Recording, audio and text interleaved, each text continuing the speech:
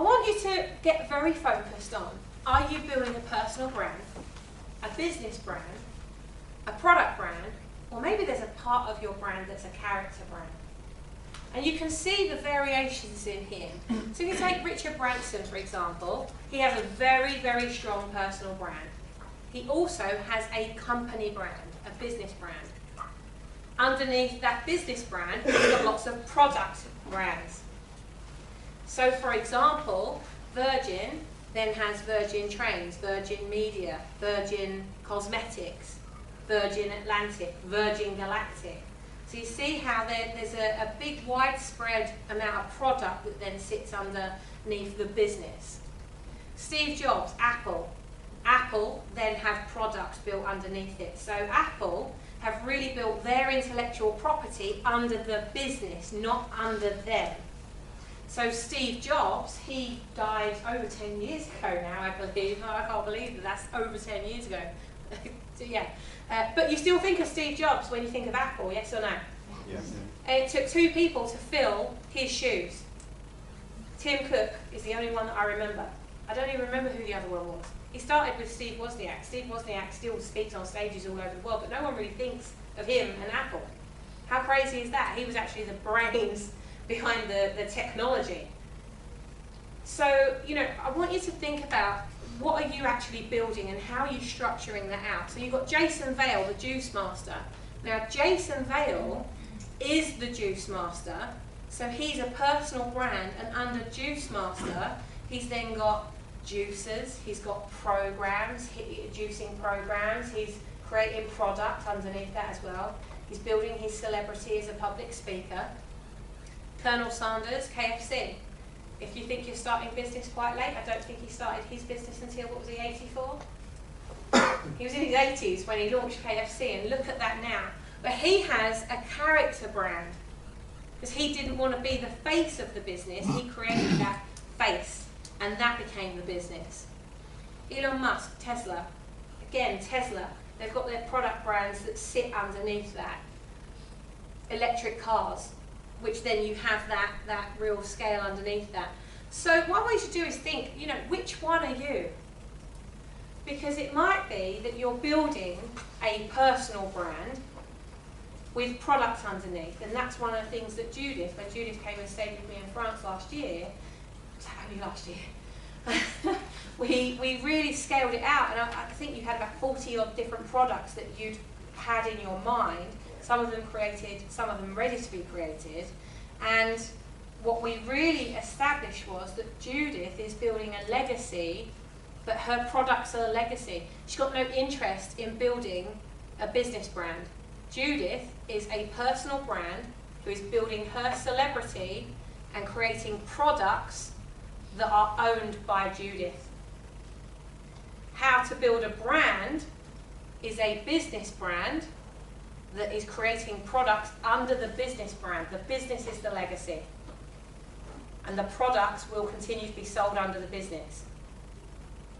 So Mark, you need to make a decision. We were talking about this when we did your audit, because you are thinking of potentially having restaurants, licensing your recipes to other different organisations. So you're going to have a personal brand, but Theo Pathetis isn't going to invest in you as a personal brand. He's going to invest in the business brand. So now you're building your personal brand, a business brand, and all of the products underneath it. You've got 3 brands you're building. I'm very busy. You are going to be busy. But when you're changing the world, you just do it, right? So where are you on here? What is your legacy? Is your legacy going to be the business? Are you going to build your equity in the business? Or are you the equity? Are you building the intellectual property under you? So rather than kind of building horizontally, if it's going under you as a personal brand, you are going straight like this. An example, Napoleon Hill. Who knows Napoleon Hill? Napoleon Hill, he died a long, long time ago. But Napoleon Hill built his own celebrity brand. He's very well known in personal development circles. Napoleon Hill wrote books, legacy. He created a foundation, the Napoleon Hill Foundation, which is the business brand. So you've got Napoleon Hill, created a foundation. Remember on day one, on the 21-day Brand Builders Challenge, what are you building and who are you building it for? A consultancy, an academy, a centre of excellence. He then created products with his books, his training programs, his audio programs. And then he did a train the trainer. So he trained other people in his process. We were talking about this. So creating a certification for what you deliver, what you have up here, your intellectual property, stuff you already know that you can make money from, right? So he then trained people to do that, and now there are qualified Napoleon Hill trainers all over the world. And he died years ago. This is big stuff, I appreciate that. But can you see, if you don't get this bit right, what a track you're going to go on and have to unpick the entire journey? Does that make sense, yes or no? Yeah. So I want you to take a couple of minutes now, and it might be easier because you've got your even numbers. Just talk to the person next to you, and just talk it through. What kind of business are you building? Because this is really important before I go into this next step. Okay? Just take a couple of minutes, just talk to each other, amongst yourselves.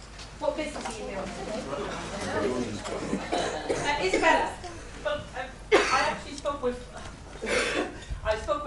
Sarah, and before I was just thinking that I'm building my personal brand and I'm building the business brand, the new business.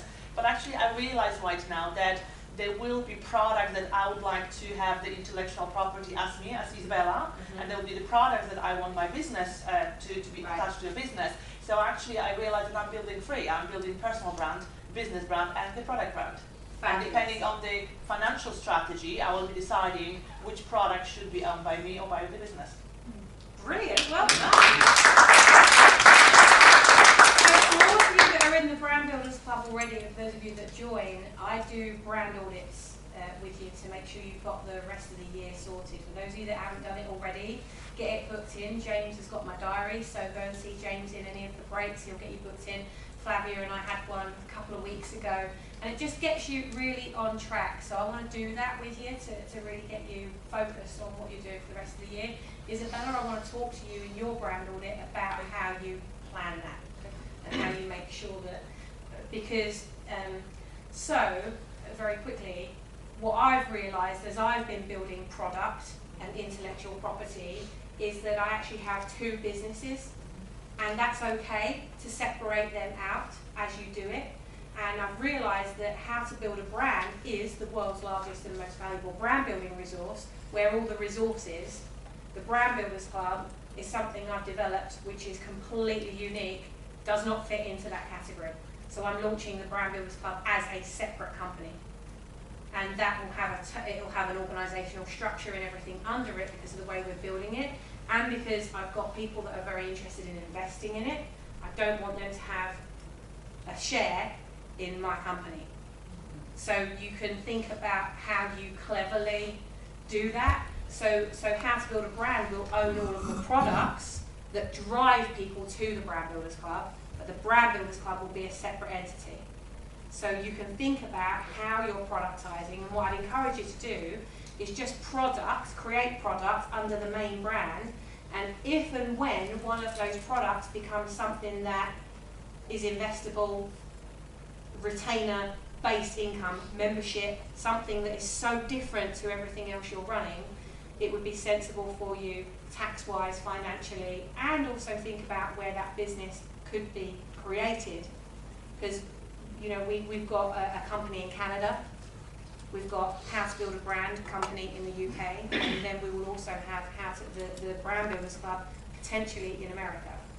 We're looking at setting up potentially in America, because the benefits of having those different entities around the world can really benefit you tax-wise, and as you're growing it as well, because it enables you to scale as well. If you've got a company in that country, they're more likely to welcome you every time you're going out there than if you're going out there all the time. You know, they see that as you taking jobs. So we are genuinely looking at how do we do that and run that from the US. So it is creating jobs in the US. And with our Canadian corporation, it is creating jobs in Canada. So, you know, so I know that's quite complicated, but talk to me in your brand audit about that, because that's why you've got that personal element. We're doing group stuff now, but I like to have that personal element in there as well. Louise, we talked yesterday about, you talked to James about getting your brand audit booked in. Any other shares? Sophie, you put your hand up. Yeah, it was actually an observation when we were talking, Sarah and I were talking. It's interesting to see how some of these evolve as well. Yeah. Because Jason Vale, I keep a very close eye on, because I have a business coaching client in Spain who has a business that's not juicing, but it's quite closely related. And over the last few years, Jason started out doing juicing seminars and juicing videos and books, and then he progressed and he started selling juices and equipment and courses. Then he started doing retreats. And now, Juicy Retreats is setting up, it's now a property business. Yeah. And he's expanding that, so he's got more than one site. And I've just noticed the last 6 months how he started to split that brand from a personality brand into a business brand. Yeah. Because he's not at the retreats all the time. He only goes on celebrity weeks when he's got Nicole Scherzinger there, and he's got loads of celebrities. So the danger of He's not not there all the knowing time. that before you start, thank you Sophie, is that you create a distrust with the current customers that you have. So when you create something and then all of a sudden you start changing that, your existing customers can feel unloved. And so there's a strategy, there's a way of doing that. And you know, no one's invincible. We're changing things and we're doing what we can to make sure that we always reward our clients that are going through that part of the journey for sticking with us while we go through those changes. But we knew from day one what we were building and who we were building it for, so it makes it an awful lot easier for us to scale within. If you start building a business and then you make that decision, Tony Robbins is a great example of this. Tony Robbins, for those of you that know him, you know, he's built a massive company. He's got millions of dollars, pounds and euros ticking into his account constantly. But he started his business at a time where there was very little distraction in the world at that point. And there wasn't social media, and there wasn't all of the interruption marketing that's going on now. Because if he were to launch his brand now in the same way that he's launched it, he'd be, quite frankly, fucked. Technical term. Bleep. But he would, because his brand is a mess, actually. If you look at it, his brand is a mess. He's Tony Robbins, everybody wants him, he's trying to put other trainers that are Tony Robbins on stage that aren't Tony Robbins. People are buying Tony, not getting Tony. You know, he's got his products underneath that, then he's got Wealth Mastery, Business Mastery, you know, whatever, he's got like 5 retreats, Date with Destiny. Like, where's the connection with any of that? He hasn't built his brand with any purpose. He needs you, Sammy. I would work with him. I would say no. Which is a good thing for you, right? Because this is about you standing for what you believe in, and you need to say no to customers. You need to be able to say no to customers. In fact, what Flavia is talking about today is like how to attract those happy customers. How do you really attract that? Because there's a mindset to that. And we can talk about how you're going to attract those customers till the cows come home. But if you're not putting out there what you need to get that, to attract them in that way, because the meaning of your communication is the response you get. And so what you say, and more importantly what you don't say, is having an impact right now. And your brand message, your colours, the look and feel of your business, is all creating a message, a non-verbal communication. How you're dressed, what you drive, how clean your car is, right? All these things, right? But all these things are a representation of you, and people are looking. So we've looked at some of these brands, you know, but it's really about getting this applicable to you. So make sure in your brand audits with me that you talk about this so we get your business right. Because what we're about to go into now, I'm going to take you through a whistle-stop tour. Some of you may have seen this, some of you might not have done. A whistle-stop tour about how I launched this company, how I launched How to Build a Brand and what I did. But I'm going to take you through what I do now because of what I learned from doing that. And when I launched How to Build a Brand, knowing what I knew, I've been helping customers to make millions of pounds, dollars and euros using that process, but I'd never done it for myself. And I wanted to put my money where my mouth is and demonstrate what could be possible. So we've gone past this part here. But really, you know, like I say, for those of you that are the brand builders club, you'll get these slides anyway. But really just think, maybe you want to take a picture of this so that you can think about it in the break or when you're outside of this network, or ask me for it and I'll post it in the Brand Builders Club for you. But when you know what brand you're building, you know what your business model is, and you know what you need to do to achieve that, you can really achieve success in a fast way. You don't need to take 100 steps to do it, and you definitely don't want to commit brandalism. And this is what, you know, brandalism, in my opinion, is when you're really great at what you do, you educate people about it, and then they go and buy it with someone else. That's brandalism of the highest order, really.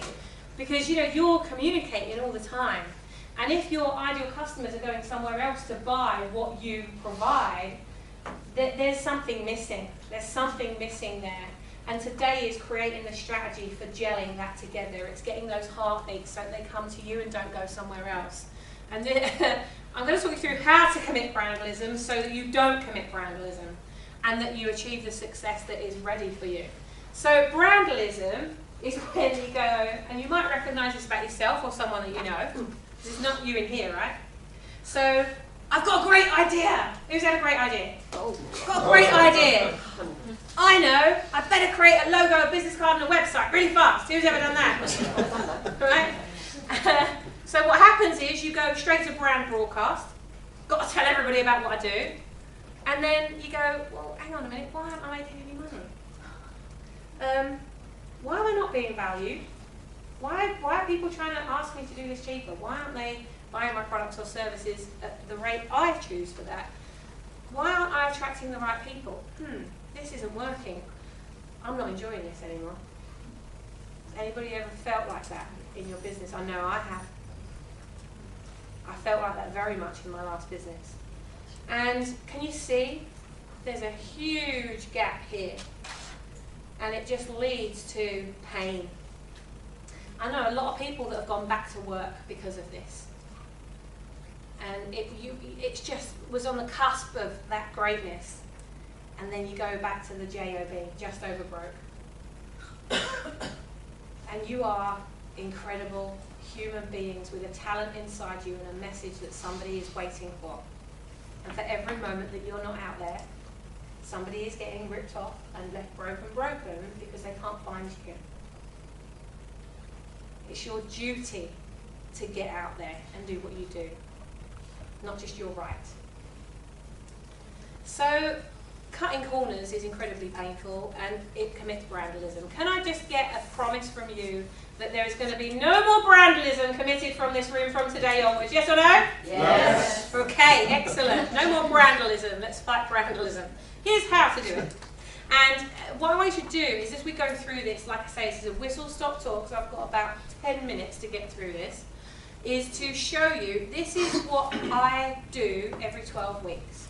This is what I did when I first started the company, and when I started on day 1, in fact, even by week 11, because this is week by week by week by week.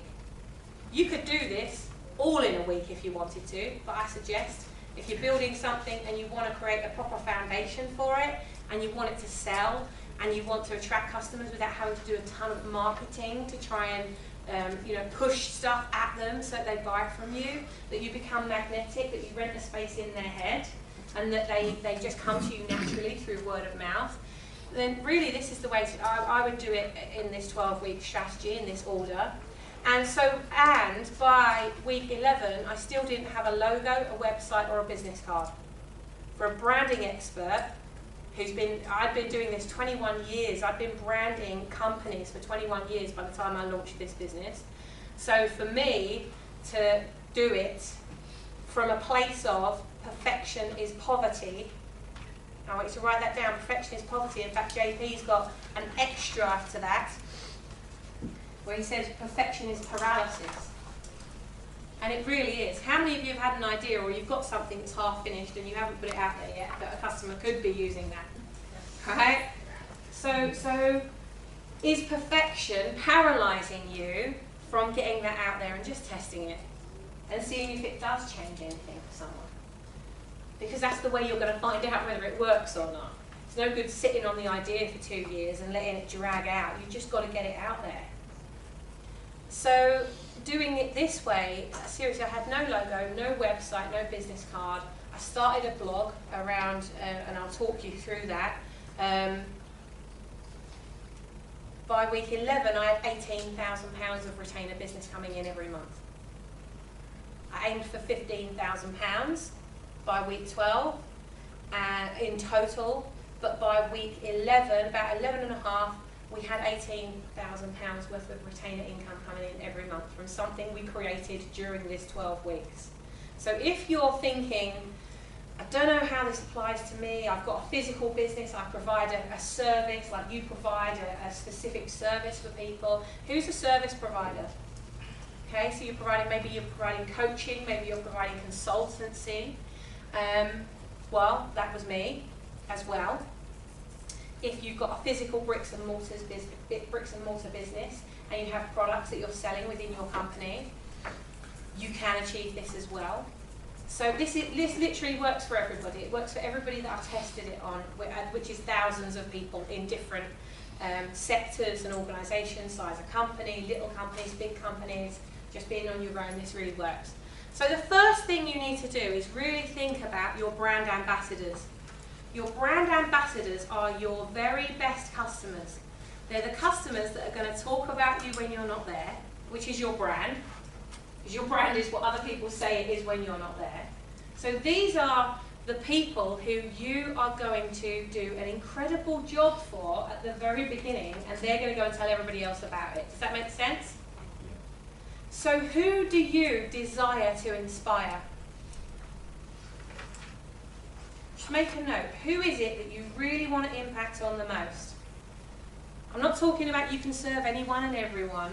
Like if you could just really do what you do for someone that you would really enjoy working with, that would value what you do for them,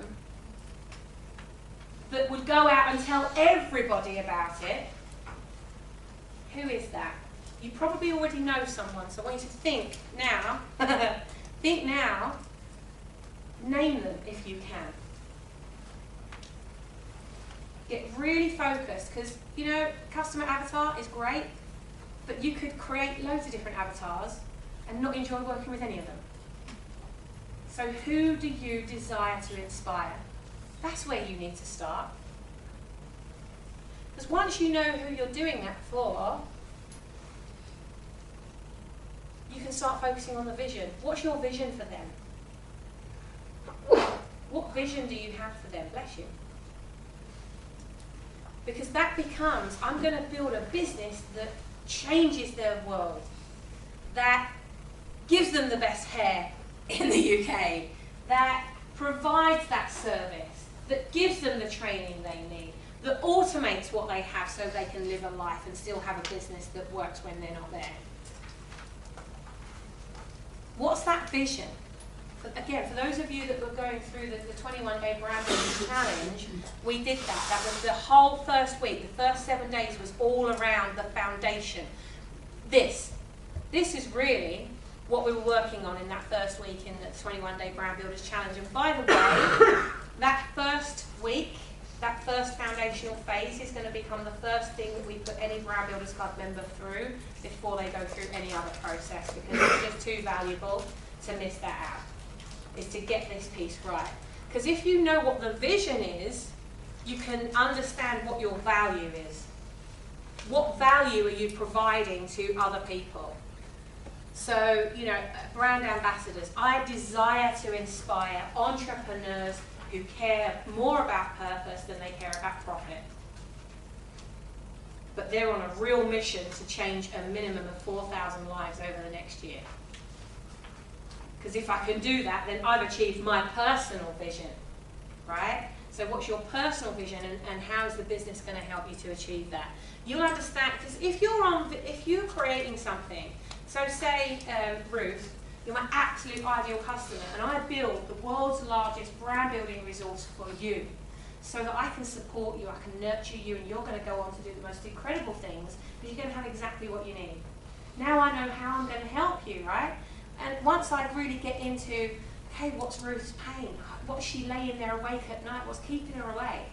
You know, what's holding her back? What's stopping her from getting her where she wants to go? Now, if I can understand something about Ruth and start talking to Ruth and say, Ruth, you know, like, I'm watching, and I just would love to ask you, what are some of the things that are holding you back right now?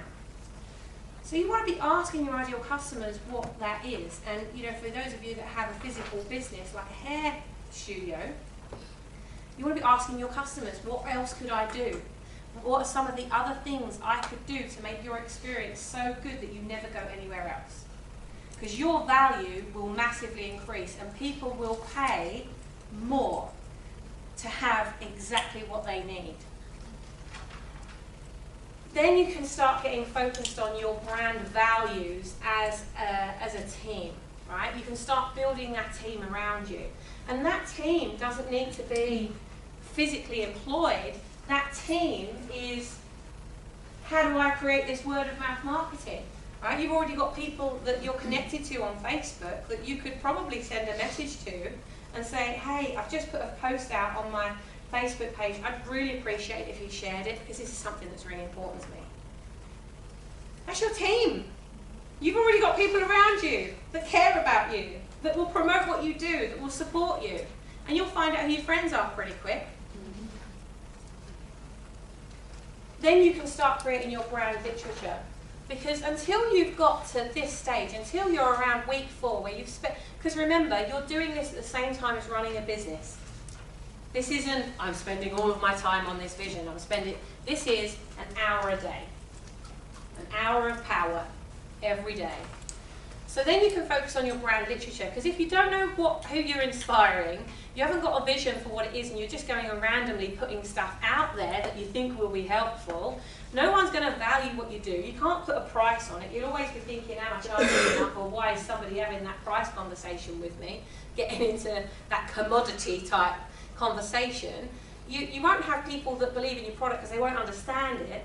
And now you're creating literature on it, you're starting your websites, you're starting all those things.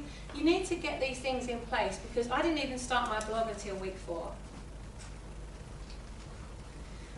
Which then leads to content. Now you can build your content around what it is you're creating.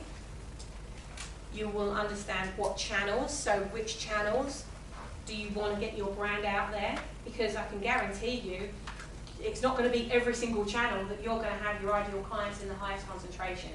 You will have one social network that stands out massively beyond any other social network.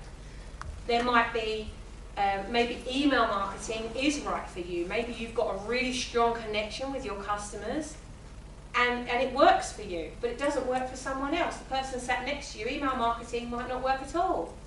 So it's got to be personal to you. You can't go to any event that says, this is the thing, because it's got to be right for your customers, and your customers will have a way that they're consuming content and that they want to consume content.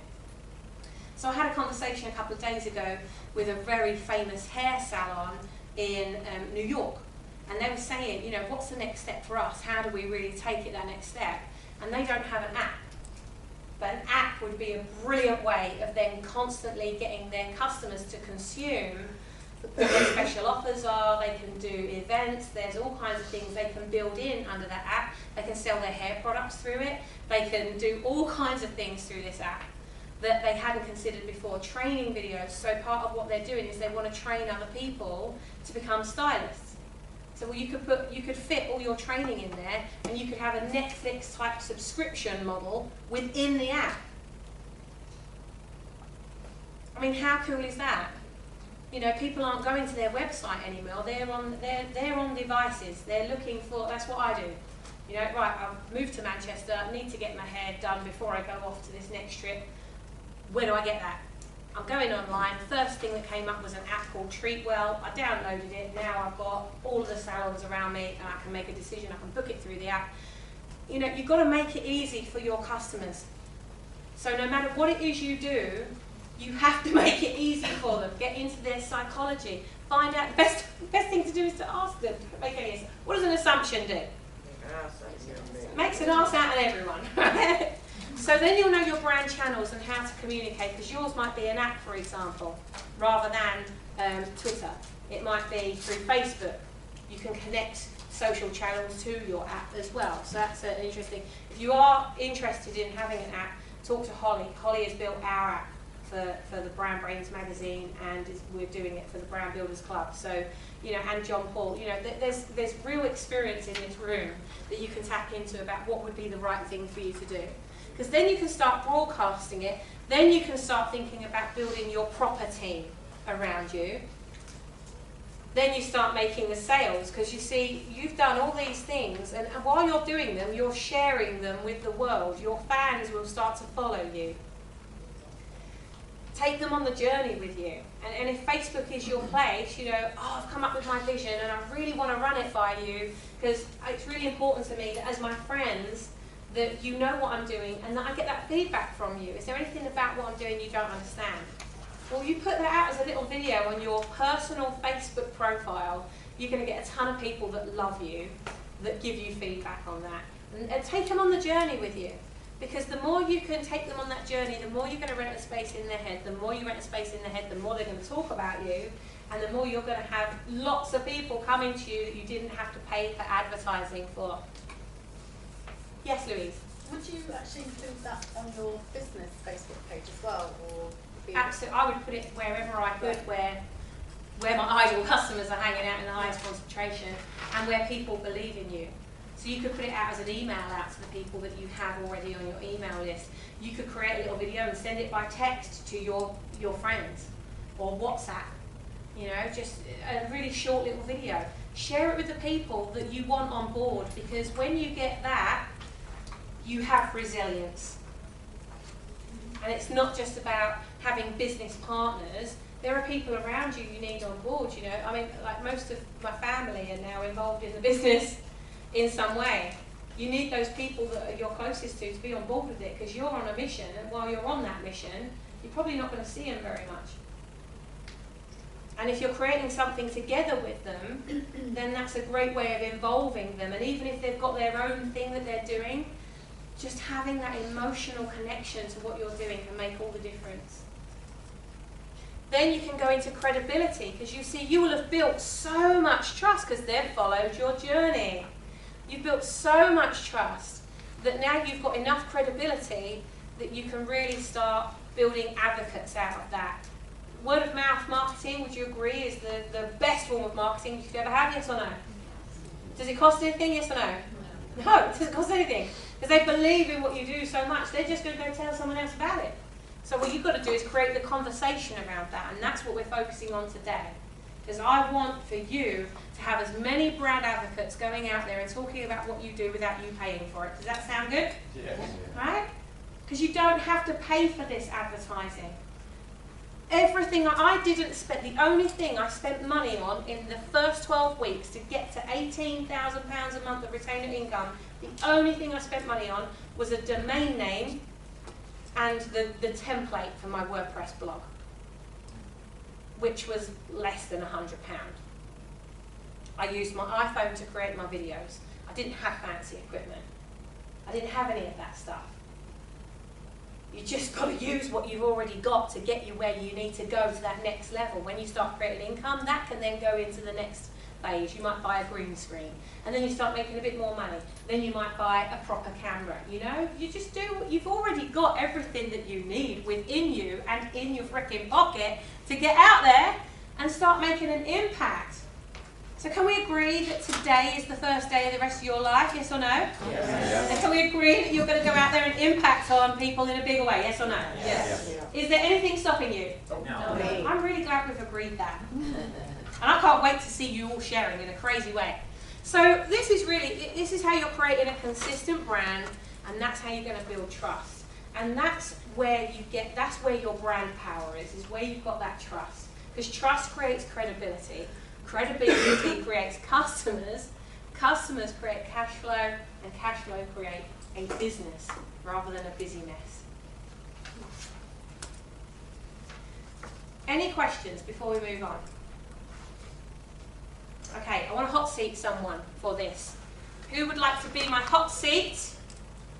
Louise. Give Louise a round of applause. That's right, you're going to kind of hot stand. Oh, cool. That's right. Okay, so what I want you to think about, and guys and girls, I want you to all join in with this as well, because that's the whole point of this community, is to support each other, to nurture each other, to get out there in the way that you are born to shine, right? So, Louise, tell them a bit about what it is that you're doing. And as Louise is talking about that, I want you to think about what are some of the things if you were Louise's ideal customer, what are some of the heartbeats you would want from Louise? What are some of the things you would want to receive, or to see, or to feel, or to know? I want you to write those down and on a separate sheet of paper ideally, and give them to Louise in the next break. Okay, we'll get some feedback first. So Louise, tell us a little bit about what you're doing. Even though it's not. Doesn't matter. Okay. So I work with people who've been affected by a major life event. So it's either death, divorce, or a major diagnosis. And I want to get them from feeling devastated to dynamic. Wow. There we go. Boom! We had that conversation in the airport yesterday. Awesome. Fast. Right. Brilliant. So, and the way that I want to do it is I'm an absolute firm believer that your body has all the resources. I'm really anti-big pharma, so I know that there's going to be a little bit of some people need medicine, but I believe, as Hippocrates believed, that natural forces within us are the true healers of disease. And so that's my thing. Okay. So anything else? Well, do you have any questions for Louise? How do you support all your customers? How do you support all your customers ongoing? So what does that look like, Okay, I suppose? so I take them through a 12-week coaching program, and that's where I'm at the moment. So they go through a 12-week program where we interject it with a catch-up 1 week, a coaching session the next, but it's more like it's like a coaching, I don't know how to describe it. It's more program. Yeah, it's a coaching program, but where I want to go to, and what I spent most of last year doing is creating an online program which goes through the journey I went through in order to consolidate everything. I went on courses and God knows what else, so I've consolidated it. So they then actually get access to that at the end so that they can run through it, and then I'll do a catch-up with them through that. Okay, so let's take one of the things. Yeah. So we talked about divorce, death, and diagnosis. Yeah. So let's just take one of those. Yeah. If we could pick one, which one would that be? And let's talk through that process. What would that look like? I guess because just trying to think which would be. So we were talking about lawyers yesterday, Yeah, weren't we? that's Yeah. right. So if we just take divorce. Yeah. So, and you need to do that for your business, right? Because you're probably going to have. Would you agree? You've got different facets of what you provide. And like Louise, there'll be different ways that you have routes to support people. Yeah. Yeah. So just pick one for now, and that's what I want you to do today as well. Just pick one, because what you learn about doing it with that one, you can replicate across all of the others. Yeah. Okay, let's take divorce. Yeah. So there's two elements to that as well. So you support the person that's been through the divorce, and you're supporting the lawyers To handle the emotional impact of Because that's tough, isn't it? A coach needs a coach. Right? And if you've got people that have that impact all the time, in fact I think it was Johnny that gave that idea at the last event. Yeah. So let's even just take one of those. Are you going to pick lawyers? Or are you going to pick the person on the other end? Yeah, Who's right. been divorced, by the way? I know I have. Some more than others. I wrote once, but I do know people that have, I think I met someone the other day that's been divorced 5 times. So yeah, a lot of weddings, yeah, and a lot of support needed, and they're probably making the same mistakes in every relationship, which is why that's causing the problem. And that's where I'm coming at with that. Right. I believe that the divorce is just a symptom of an underlying belief or structure that they've grown up with, and that's why they're ending up in a divorce. So I think everything always comes back to something that you've created at an early age. Yeah. So I think the people. So right, the people that are going through it. Yeah. So who knows somebody that has been divorced? So there's people in here that have been divorced, and you know someone that is maybe going through it or has been through it. Yeah. So what would you say? What do you think your customer's pain is?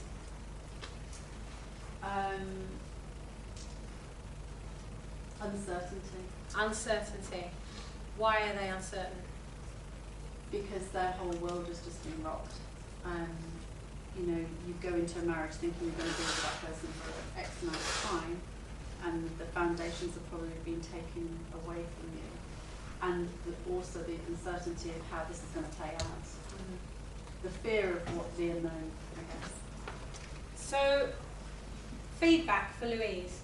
When you were going through that, was certainty the big thing for you? Yeah? So that's a good point that Louise has highlighted.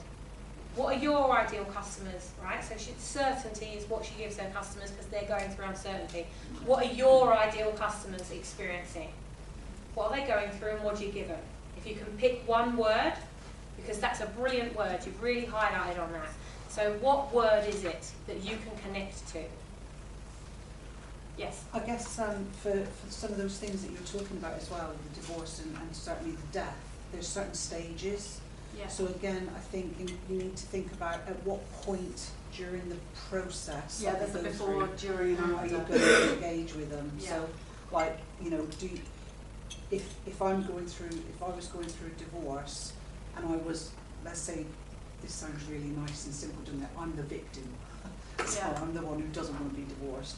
Then I'm going to be going through that grief, shock, grief, Yeah. anger, and I suppose really again it's knowing at what point during that process I'm going to want to engage with you. So what do you typically find? Is it as they get through the end? Is it?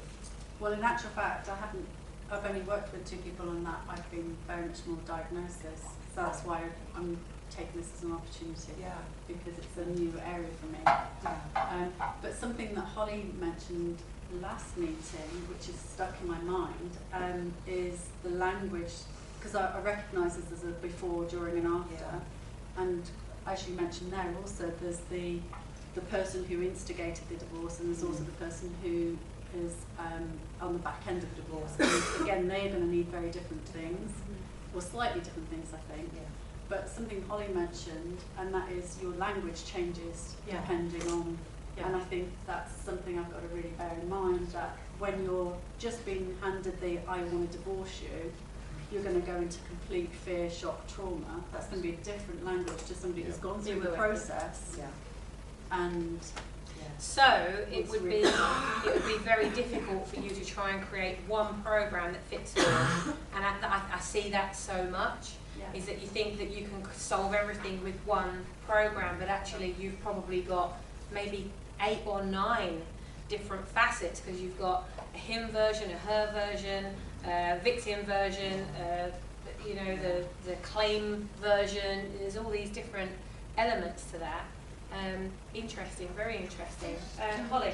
Just to make a point of that content and language changing through over the time that you know the person. Yeah. If you needed to be earning cash right now and didn't have the time to be building all the different products to sell along the route, you can keep the product that you're focusing on knowing that if the person needs to be at stage 3 of divorce, for example, and you make your content do the support of the other bits, so that you are actually walking them through with a bit of know-how articles that solve their, I'm just being announced, I'm getting divorced, oh my goodness, what is my next step? To lead them to, okay, you've gone through all those processes, now you're ready to absorb your product. So you can make your content do it rather than have to quickly create a new product. Exactly, yeah, yeah. So my Awaken Your Mojo, like the let's pick you up and get you back up, I can do all the preamble to get them, like the blogs and Yeah. the mini courses and the articles and things. And also think about how you might end up modularising it as well. Yeah. So there'll be other layers that, you know, imagining that this is your system Yeah. and there are, you know, 12 different aspects to the process. So you've got that already, but you might start building underneath those. So you're Yeah. not changing the product, what you're doing is changing the route to the product. Yeah. Yeah. And Yeah. the language used. And the language used. Yeah. You've got one love product, language. but you're translating it into 3 different languages. It's not English, French, Spanish, but it's Yeah. language of the person being handed it, language of the person handling it, and language Yeah. of the lawyer or whatever it might be. So you haven't got to do 9 new courses, just Yeah, different ways. Yeah. We'll come to Debbie and then Ruth. It's just a reflection, Louise, and I was going deeper into the uncertainty stroke certainty, and my invitation is to think whether the word relief for your clients really resonates, because I think fundamentally, whether it's the person issuing the divorce or being divorced, because even if you issue the divorce, there can be the guilt, the shame, a whole host of things. But I just wanted to invite relief into the conversation, something to touch into. Thank you. Interesting. Yeah. Ruth? Yeah, what I was thinking, it kind of touches on what Debbie was saying there. I'm thinking about what somebody who needs your support might be putting into, for example, a Google search engine, and the timing of when they might need exactly what you're providing. So my question is this: what are you not providing? Very good question. I'm not providing coaching of the legal system and getting them through that, the paperwork of the divorce. Because in actual fact, interesting, I tried out a website just before Christmas, and all of the you know, I said, please contact me, and I had. My husband's just about to beat me up, what do I do? Can you tell me which forms I need to fill in? I was like, no, that's not what I want. Yeah, that's exactly it, Yeah. isn't it? And that's why I think, you know, the language thing that Yeah. Connie was talking about is so crucial. Because if they're going, you know, they know that they've just been told that their husband or their wife wants a divorce, Yeah. and they're going, you know, how do I handle divorce? You're not the right person at that particular point in time. So I think the timing Right. of when they need to access you is something that you need to think about. What language are they then going to use when they need to come for you? I mean, I love your, you know, devastated to dynamic, but there will be a point in time where somebody is ready to start becoming dynamic. Yeah. And so I think that's probably something that's quite critical for you. And referral partners could play that process, so that Yeah. you've got a trusted network instead of them going off to someone else, and then them referring them to someone else, is that you have your trusted network of partners. So you say, do you know what, actually this isn't right for you right now. What I want you to do is to talk to a very, very good friend, because you'll have vetted these people, because they're going to be very vulnerable. So Yeah. you want to refer them to people you really trust, knowing that that person is going to refer them back to you when they're ready. Good point. And that's a, you know, because then you've got a kind of closed circle Yeah. instead of them going out. So I'm just going to come to John Paul, then Sparky, then Holly, and then I'll come over here. Louise, really interesting brand actually, and the irony of it is that I have to know a lot about your marketplace. So first of all, I worked extensively with people about 18 months ago who wanted to sell transformative online programs. So, you know, I worked exclusively with life coaches, people who had expertise in postnatal depression, breakups, divorce, all that sort of stuff. And it's incredibly difficult to sell. Okay, online, incredibly difficult. Yeah. And there's a number of reasons for that. First of all, the first reason is that, for example, Facebook's a very happy place. from the rest of the college, please phone me. Give a free ebook. It's very hard to do. So one way to do it, and actually I have a project that was launched this year, we should definitely talk about it. In one of the values of my brand, you teach people how to build a business, is to demonstrate that you can actually take a subject like yours, such as divorce, and create an online business around it. So in that, you need to use experiential marketing. And what that means is you could create a whole business just on, and I did a lot of research on this very small 6-week window.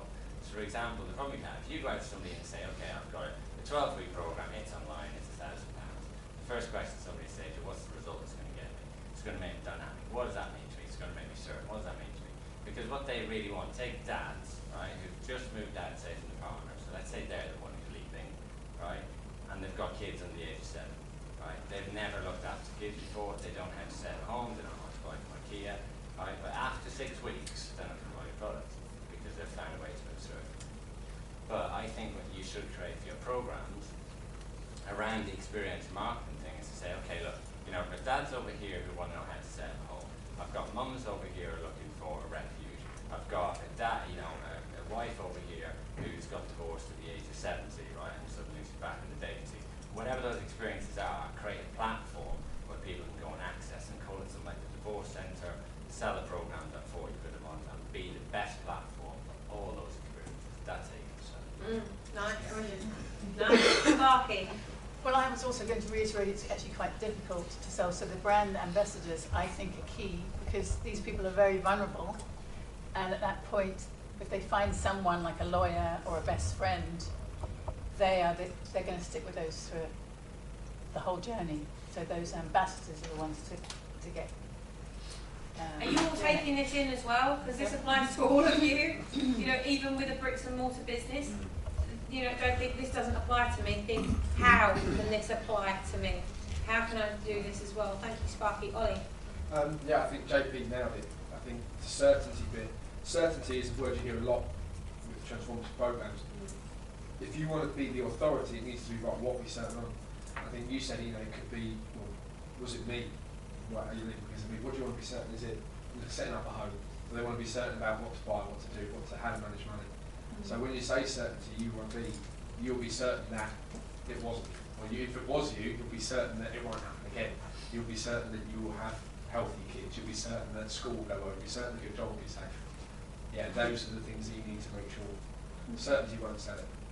Okay, fabulous. Gary, did you say? Well, just in terms of brand ambassadors, really, whether experience is put into a book or an e-book, a free e-book, you know, get out there really. Something to push out real examples, because getting off the ground, that's the first difficult reason. And the other element really was, I think was mentioned, was children. Certainly on both sides, I think really, that's a huge impact. Worrying about, am I going to get access to children? Will the father come and visit? You know, and the impact on their children is a big element of your concern about outside of your own needs, really. Okay, so we'll come over here and then over to Sophie. So mine's probably an add-on from Gary's, was about the children, because actually one of the parents, or both the parents, will want the emotional support. What does that look like? Where do they get that from? What's going to happen to them? Doesn't matter what age they are. And part of your building and your friend background could be very much how will the support get for the children to sit there as well. So, yeah, just looking at Fabulous, thank you. Sophie? There's a really important distinction at this point, is that if you're doing helping people through the trauma of death and diagnosis and divorce, you're already seeing just how deep this rabbit hole goes. I already got to that. So, and I'm trying to find a partner this year, so I was just like, oh my god, I'm not going out. I'm dating partner.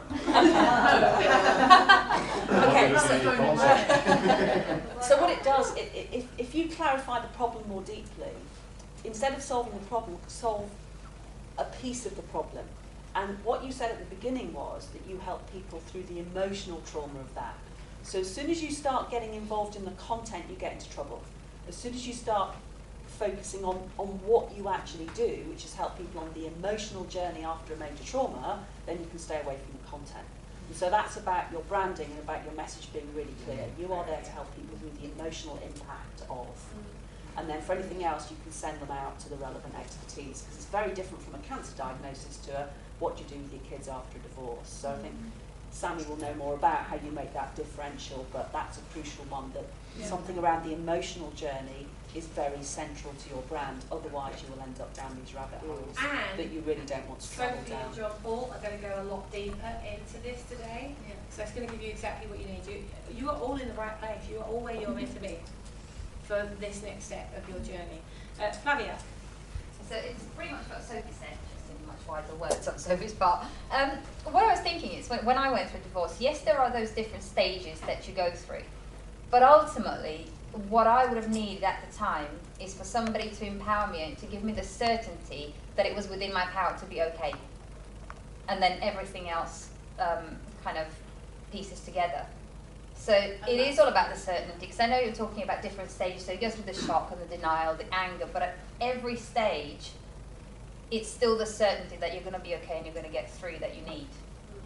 So I was thinking that perhaps, yes, the mini courses, like John Paul said, with the platform, at different stages. So letting people know that it's okay to feel like that, but giving them the strategies to cope through it. So you're going to feel angry, you're going to want to put a brick through somebody's head. It's okay. Do these exercises, and it's going to make you feel a lot better. And also recognising, so John Paul was it? I think it was John Paul that was saying, you know, that Facebook might not be your place because it's a happy place, but through pay-per-click ads or something, there might be a way, because people are going to be searching Google for this stuff. So and you just need to show up. Through blogging, you can show up. Oh, there is ways to do it. John Paul shows presentation. Yeah, and so you know there are ways that you really can get this out there. And yeah, John, you've got a great example of what you did the other day and showed it live in the room in Florida, created it on the day before the event and said, this is what we did yesterday, here's the result. So it can be very fast when you do it, but it's the way you do it that's going to get you the impact, which we're going to talk about today. I just, you know, what I was saying earlier about setting the website and getting all these, I think I recognise I went from, oh yeah, I've got a great name for this, I'm going to put a website out, do pay-per-click, and then 400 quid later, it's like, what? I was expecting... We're going to avoid that from now on, we're going to get that right. Debbie, we're just going to, one more. Just a quick suggestion, if you haven't already done so, once you've got your product more clearly defined, building a strategic relationship with a head of family law practice who is out there and visible is so powerful. And do you know Susie Miller? You know Susie. I know. Yeah, I'm working with Susie. Right. Yeah. Okay. On that. Good strategy. Yeah. So, did you get anything from that? No. We can keep going until we get the value, but I think your head might pop. Yeah. No, and it's all caught on video, so it is there. So we'll make sure that you have a recording or just remind me about that. We can extract the audio so you can hear what was said. Yeah.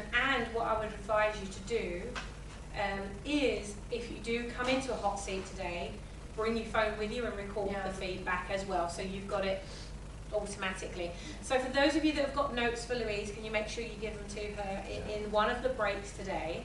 And give her a round of applause. Just ask one question. I know that you might be on your things, but if there was one thing that you didn't have as a product when you were going through your divorce, what would it have been that would have made the whole journey for you a lot easier and emotionally stable? Shotgun. Can we all? What did you say? Shotgun. I said Poison which is legal and won't put me in prison. Would you write it down and pop it to me? That'd be great. Yeah, if you can write it down and give it to Louise, because that's going to be the better way for her to remember what you have in your mind. So Louise, thank you. Well done. Thank you. So, what I also want you to do right now is, what did you just learn from that? Were there any takeaways you could put into your business? Or was there a point where you thought, how does this relate to me? As if you thought that, write that down so that we can come back to it at any point throughout the day. Isabella? Well, just struck to me again the fact that sometimes with our ideas and what we would like to do in our businesses, we would like to save the world and we would like to save everybody. Right. And then we realize that actually maybe that's not as easy, maybe that's too much. And even like Louise realized, tackling the divorce, the death, and the obviously diagnosis about something traumatic that happened. It's already 3 separate businesses, 3 separate topics. Yeah. And if I was her, I would just focus on the one that's more relevant to her story, and that's how we always need to go back to the roots, the reasons why we do what we do. Because then we get the relativity factor, and we can connect better with people who will be serving. Yes. Otherwise, we kind of talk about something that we know of, but haven't experienced yet. So being connected entirely with the root of that, because no question about it, she would be able to cover the emotions of people who've been through deaths and diagnosis and other things, but the closest to her own experiences would be probably the divorce. I mean, I'm guessing, I'm just assuming that, but choosing the right. Yeah, really good point. And we're going to touch on story. We're going to go deeper into story today. So, what did you just learn? Let's commit that here. What are some of the things you just learned? Oh, Simple. Keep it simple. And also surround yourself with people who actually are like this, Right. that we cannot do it on our own, and that we have probably all started with a great idea, and we have failed, and we have given ourselves grief, but having other people is showing us Just helping you to get on that right track, isn't it? That's why we need these meetings, is to make sure you're going off in the right track. Because it's very easy on your own to go off in a direction. I mean, think of the business that Louise could have built. In fact, Louise, you spent a whole year last year creating something that now you're evaluating where you're going and how you drive people to it. But you can be responding to people's needs immediately and testing it, getting the feedback, then putting it out. And it's So also so easy important way. to get the feedback from people who are less screwed up than you are. Because we can ask people who we like, who have no idea what our values are, and we get it so wrong because we want to please them, or we think that they're really sweet. No, go for people who are less screwed up. I love that piece of advice. That needs to be a quote across the brand building as well. Only work with people less screwed up than you. And I think it's sort of about the structure as well as the people in the room, but the hidden talent and the things that people actually say, like what Ollie said, what Garrity said, and other people, and John Paul, and the structures that they actually have. Yeah. So it's very important to engage, and as you perfectly said, you're not alone. You have a huge amount of structure around you, so tap into that. Yeah. Ollie, you were going to say something? no, that's right. Oh, okay. Okay, so do you get some good stuff from that so far already? Yep. Yeah? This is just the beginning of the day. This is really about strategy. I know we're going deep, but we're going deeper for longer, okay? We're driving really into the psychology of what it is you do, why you do it, and how you're going to impact on those people around you so they listen to you. And it doesn't just become this another thing that someone else is selling. That what you have is unique, that it's personal, that it's structured and it's sold in a way that people will gravitate towards you, whatever your product or service is.